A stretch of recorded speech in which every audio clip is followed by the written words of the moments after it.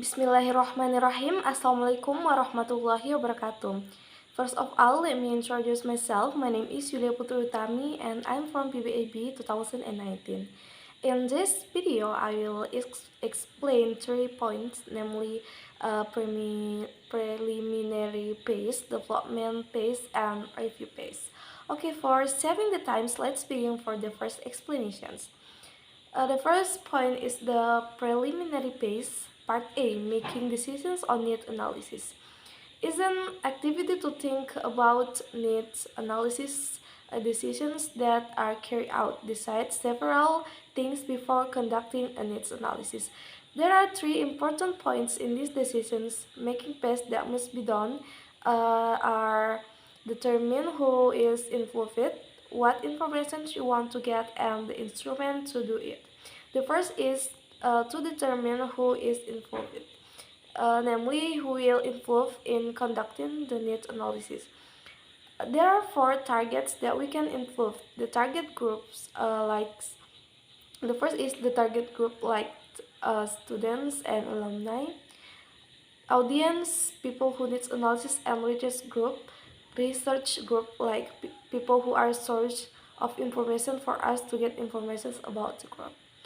After we know the target that we will involve, then we will determine the number of people who will be involved. There are 2 rules in determining the number of participants, namely the availability of the populations and determining the sample technique. The most important thing in determining the amount is that we should not randomly choose the amount we want, but must be based on the sampling technique in the study. Okay, the second is the information required in need analysis. There are 4 types of information that we needed. The first, this differential philosophy, which is displays information that is different from information from the teaching material. Democratic philosophy is information that is recognized as a need the most participants want. The next, analytic philosophy, information about the role of literature that we want to know where we analyze students. And the last is diagnostic philosophy. The information needed is the main information is the need of the syllabus to be developed. The third is how can we get the information? Okay, in these sessions, the needs analysis can use 3 basic dichotomies proposed by Brown. Situation needs versus language needs. Situation needs refer to any administrative, financial, logistical, personal, or other factor that might give an impact on the program. Language needs refer to language competence of students, a reason for studying English, their current ability. The next, objective needs versus subjective needs. Objective needs are the needs identified from observable data about the situations, the learners, the language, the language that the students finally acquire. Subjective needs refer to one's desires and expectations. The next is language content versus learning process. Linguistic content refers to the type of language needs that the students needs to learn spelled out in linguistic terms, such as phoneme, morpheme, grammatical structures, function, notions, resources, markers. Okay, part B, gathering information on needs analysis is the process to collect information or data based on facts needed in curriculum development. In this process of distributing the questionnaires, there are 2 ways you can do it, namely manual distributions, where we as researchers go directly to our target. We can give our questionnaire questions in the form of a friend, or we can also interview them directly. The second way is virtual distribution. As the name suggests, we can immediately guess that in this second way we do it virtually. This is done if the distance the between the researcher and the target is far or difficult to access. For example, the researcher and the target are in the different cities. Then we can using this method as a solution so that our research can still continue even though is this hindered by distance. Okay, after we get the questionnaire data, the next steps we have to do is manage the data. There are two ways we can do. First, by giving it to statisticians to compile it. This is a solution for those of us who may not understand statistics or we are unsure of our results. The second way is by managing our data independently or on our own. First, we have to analyze the data um, and then tabulate the data by presenting the data analysis in the form of a table. Tabulation is the process of compiling information in the form of columns, where the columns contains a synthesis component containing comments supporting information, which includes the result of interviews or theories found and conclusions. Okay, part C is using the information on a need analysis.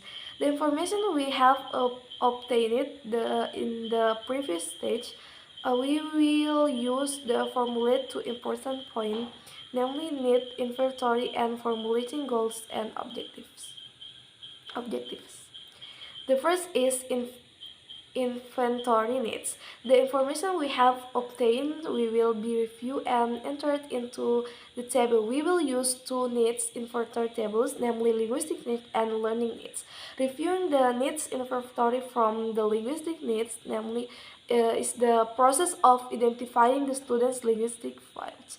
In the table is it explaining how students' abilities in various linguistic fields such as vocabulary skills do they already know a lot of vocabulary or whether they are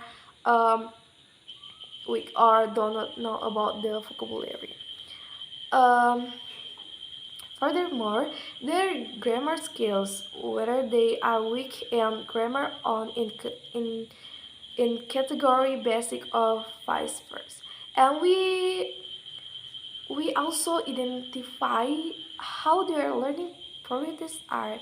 If we already know that they are lacking in mastery of grammar and vocabulary, then we will prioritize these two materials for students to learn in the future.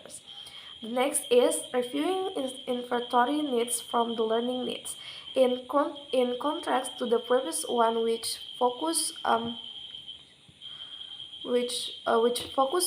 identifying the field of student linguistics, then on the learning needs that we do or enter into the table, then is how the learning problems and learning attitudes of students. Learning problems include students' psychological problem, whether students feel afraid, feel ashamed, or don't have confidence.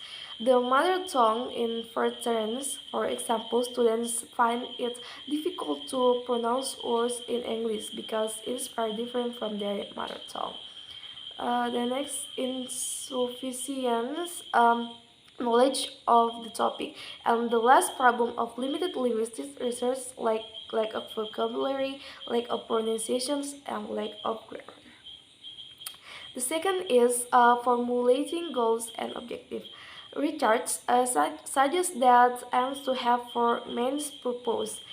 The first, to provide a reason for the program, to provide guidance for the teachers and learners, to provide a focus for learning, to describe important and realizable change in learning, And Richards also describes that statement objectives possess the following characteristic.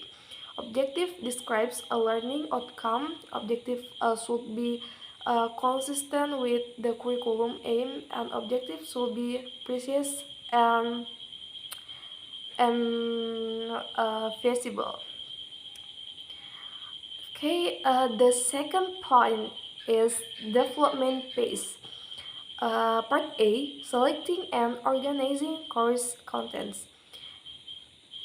In choosing and determining the topic, it must be based on the needs analysis and needs inventory that we have done in the previous stage. There are six categories according to Ornstein and Hanskins, namely the first self-sufficiency, significance, validity, interest, utility, learnability, and feasibility. And to determine the order of teaching materials, Rachel says there are six categories. Simple to complex, where we start from the easy materials first, then to the difficult materials.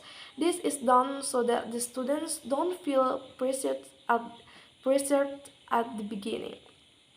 Chronological material. Chronological is the material is arranged according to the time of events in the need is materials are arranged according to the student's needs.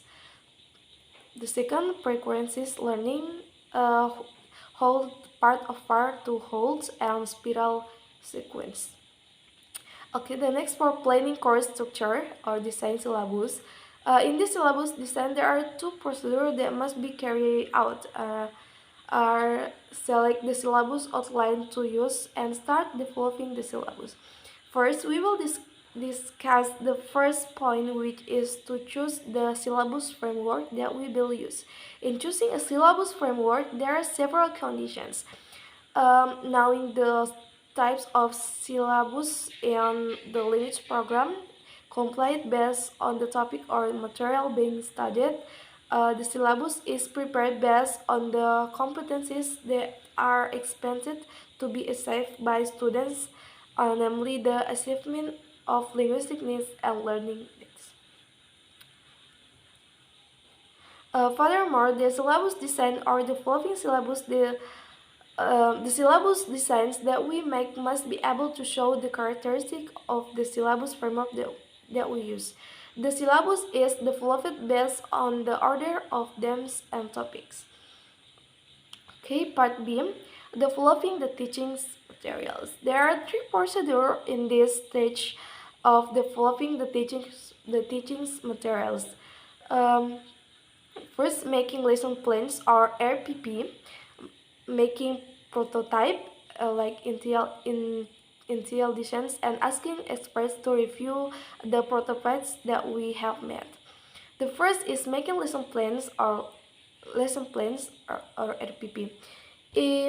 Each topic in the syllabus will be the basis for making lesson plans. Then we see how many topics or the numbers of topics. For example, there are 20 topics, and we will also make 20 lesson plans or APP.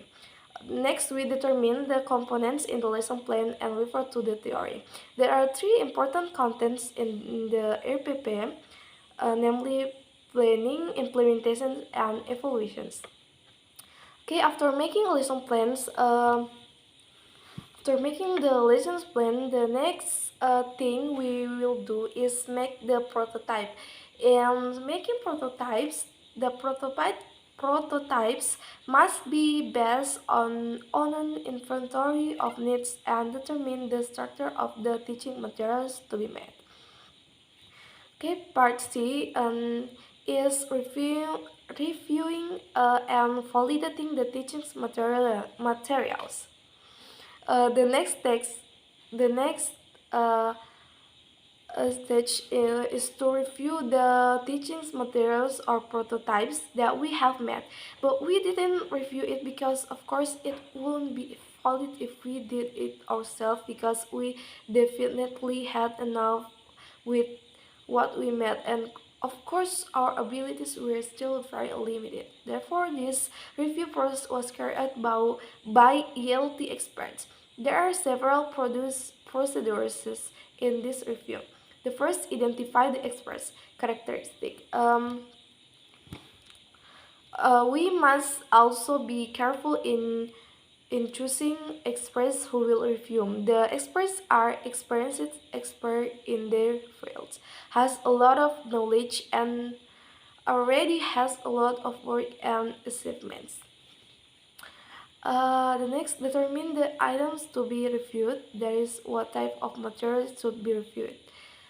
Decide the score range of the item reviews, which is to determine the level of value of the review. Make the instruments for review process, and last, analyze the review results. Is the activity of analyzing what the expert has reviewed and correcting the mistakes that the reviewer says if there are errors or criticisms. Okay, third is okay, the last point is about the review pace. In a part A is teaching instructional materials. There are several ways to determine and implement teaching materials to be given students. To choose teaching materials, we can choose a topic from many topics. For example, there are 20 topics and we choose one or two topics. And the number of topics of teaching materials is taken based on the decisions of the tryout time. Part B is evaluation learning outcomes. Um, Previously, I will explain that three are two types of evaluation that we will use, namely formative and summative evaluations. Formative evaluation is an evaluation carried out during the learning process or while the course is in progress. This may be suitable choices if the teachers want to get information on student progress without waiting a long time and knowing how far the teacher's materials are going while identifying the obstacle encountered. Summative evaluation is an evaluation that is carried out when the learning process or teachings and learning activities in one semester or in 1 year have been completed. This evaluation is directed at testing students' achievement in teaching materials and usually uses a written test or an oral test. Okay, part C, summative evaluations. The first, students' reactions is the activities to assess how students' reactions and attitudes towards the learning experience. There are three steps or procedures in this phase. First, deciding the number of students. For example, we observed 20 students and then assess their attitude after learning by using teaching materials that have been given by the teachers. The second, determining the most appropriate instrument, including the content of the instruments and the types of information required. And the last is analyzing the data. Okay, the second, students' learning is measuring what students have learned from the material present by comparing their performance before and after using teaching materials. The third, to know the summative evaluation from students. We can use pretest and the post-test. Before displaying the evaluation results, we must first carry out the process of analyzing the data. There are several procedures carried out. Are use 5 PSS to analyze the data, provide test descriptions, present the data is pre-test and post the results and their analysis post-test. And the last is draw conclusions. Okay, for conclusions, there are three important points that I explained earlier, namely the preliminary phase, development phase, and review phase, where preliminary includes all all the basic things that we must do before starting to develop or make teaching materials or in need analysis, just such as making decisions on need analysis, is activities to think about needs analysis decisions that are carried out and deciding several things before doing a needs analysis. Gather information on need analysis, which is a process to collect information or data based on the facts needed in curriculum development. And the last is using the information on need analysis. The information we got in the previous stage we will use to formulate two important points is our need inventory and formulating goals and objectives. And the second point is developing, which is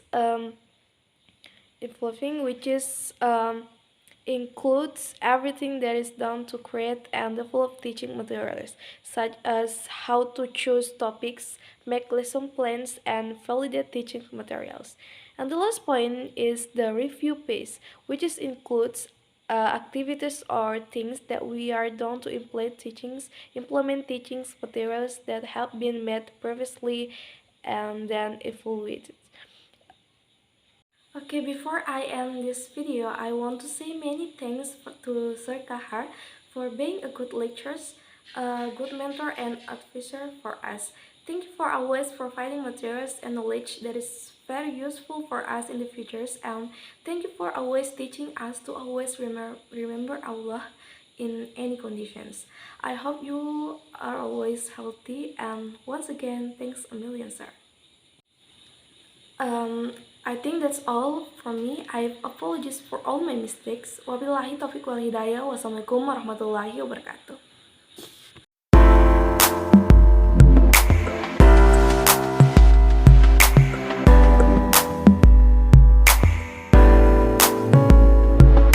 심장의 색깔은 black 시커멓게 타버려 just like that 틈만 남은 유리를 깨부수고 피가 나 손을 보고 난 왜 이럴까 왜 내 미소는 빛나는도 하지만 말투는 들썩하고 갈수록 날 너무 담아가 가끔씩은 감아가 뒤쫓는 것 같아 no 사랑의 본능은 분명히 증오 희망은 실망과 절망의 부모 어느새 내 얼굴에 드리워진 그림자가 너란 빛에서 생긴 건 몰랐을까 너와 내 사이에 시간은 멈춘 지 오래 언제나 고통의 원인은 nowhere 하기에 나도 날 모르는데 네가 날 알아주길 바라는 것 그 자체가 oh 사람들은 다 애써오지 진실을 숨긴 채 그저 행복한 것처럼 사랑이란 말 속 가려진 거짓을 숨긴 채 마치 영원할 것처럼 우울한 내 세상의 색깔은 black 처음과 끝은 변해 흙과 배 사람이란 간사에 가끔 못된 망상에 들어 정말 난 왜 이럴까 왜 그 입술은 새빨간 red 거짓말처럼 새빨갛게 갈수록 둘만의 연어가 서로 가진 컬러가 많은 것 같아 yeah 사랑의 본능은 분명히 증오 희망은 실망과 절망의 부모 어느새 내 얼굴에 드리워진 그림자가 너란 빛에서 생긴 건 몰랐을까 너를 만나고 남은 건 끝없는 고뇌 너마다 시련과 시험의 연속 도개 이젠 이별의 노래해 내게 고해 이건 내 마지막 고해 사람들은 다 애써오지 진실을 숨긴 채 그저 행복한 것처럼 사랑이란 말 속 가려진 거짓을 숨긴 채 마치 영원할 것처럼 Someday 세상의 끝에 홀로 버려진 채 널 그리워할지도 yeah Someday 슬픔의 끝에 날 길들여진 채 끝내 후회할지도 몰라 돌아가게 내가 왔던 그 길로 너와 내가 뜨거웠던 그 여름은 it's been too long 돌아가게 내가 왔던 그 길로 너와 내가 뜨거웠던 그 여름은 it's been too long.